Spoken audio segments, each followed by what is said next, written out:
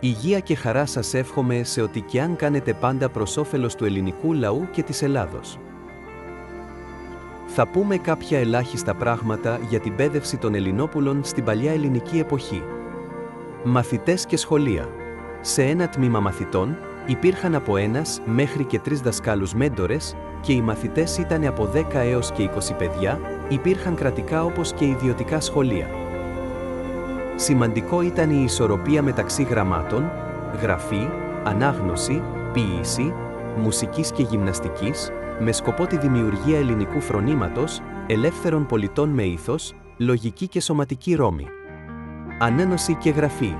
Τα παιδιά κάνουνε τις πρώτες τους επαφές με τα γράμματα, μελετούν το αλφάβητο με τους αντίστοιχους αριθμούς. Οι μαθητές έγραφαν σε ξύλινες πινακίδες καλυμμένες, με κερί χρησιμοποιώντας την γραφίδα. Αριθμητική. Ένα άκρως απαραίτητο μάθημα παίδευσης των παιδιών για την πνευματική τους και σωματική, μελλοντική, εξέλιξη και αποκατάσταση. Γεωμέτρητος, μη δε σε σύτο. Κανένας ακατάρτιστος, στη γεωμετρία, να μην εισέλθει. Μαθαίνω τακτικές αριθμών, δηλαδή, μαθηματική και εκμάθηση των βασικών, πράξεων και αρχικά γεωμετρικά στερεά. Στην πνευματική επιστήμη της ελληνικής σκέψης ο όμηρος δεν είναι τυχαίος, είναι ο προσανατολισμός του γένους. Ο μηρός, δηλαδή, το μυριαίο οστό, το οποίο καθορίζει το γένος, ο όμηρος. Λογοτεχνία και ποίηση. Οι μαθητές μελετούσαν και αποστήθιζαν αποσπάσματα από τα ομηρικά έπι, Ηλιάδα και Οδύσσεια. Ο όμηρος είναι ο προσανατολισμός του έθνους, που είναι κρίσιμος για την ανάπτυξη του γένους, καθώς και έργα άλλων ποιητών, όπως του Ησιώδου. Η μουσική θεωρούνταν απαραίτητη για τη διαμόρφωση του χαρακτήρα και το ήθους. Όπως και πρώτα βήματα, στη μαθηματική τέχνη της μουσικής έγκυται στη θεμελιώδη σύνδεση μεταξύ ήχου και αριθμών, όπου ο ρυθμός, η αρμονία και η μελωδία βασίζονται σε αναλογίες, κλάσματα και γεωμετρικά μοτίβα.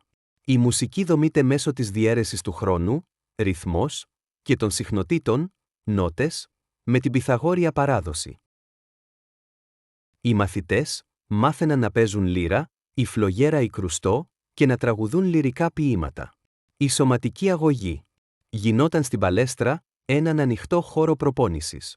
Περιλάμβανε ασκήσεις όπως το τρέξιμο, το άλμα, η πάλη, η δισκοβολία και ο ακοντισμός, το γνωστό πένταθλο, όπως και κεριτίζειν το σημερινό χόκεϊ, και το επίσκυρος, το σημερινό ποδόσφαιρο.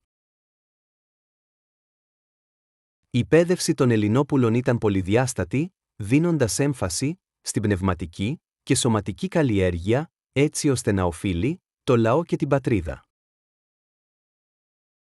Στη Σπάρτη, η παίδευση ήταν κρατική και υποχρεωτική. Εστίαζε σχεδόν αποκλειστικά στη στρατιωτική προετοιμασία, τη σκληραγώγηση και την πειθαρχία, ενώ η παίδευση στη γραφή, μαθηματική, μουσική, ήταν πιο απλή.